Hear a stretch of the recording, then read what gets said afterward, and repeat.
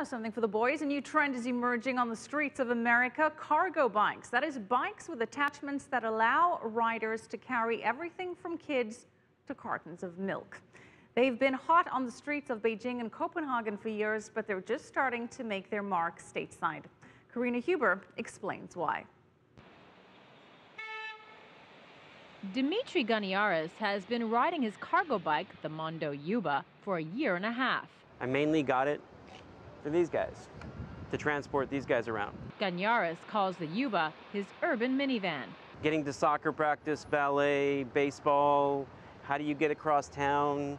Walking is possible, but that takes too long. Taxis are impossible to find, plus they're expensive, so we do this.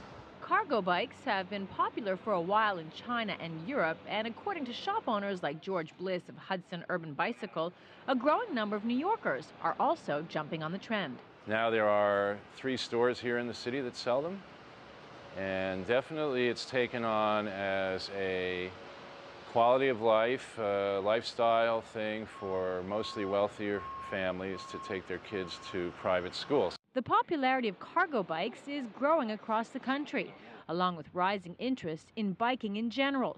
According to the League of American Bicyclists, most U.S. cities have reported double or triple-digit gains in cyclists from 2005 to 2011. That's partially because cities have been making biking easier and more accessible, with many adopting bike share programs and adding more bike lanes. But it's women who are really behind the growing popularity of cargo bikes. What's driving the trend? Urban moms looking for interesting ways to get their kids to school.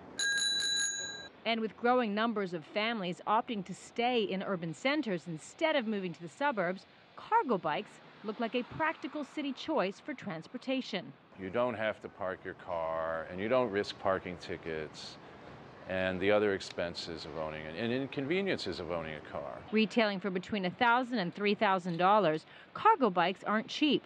But according to Ganiaris, they are a lot more fun than four-wheelers. Karina Huber, CCTV, New York.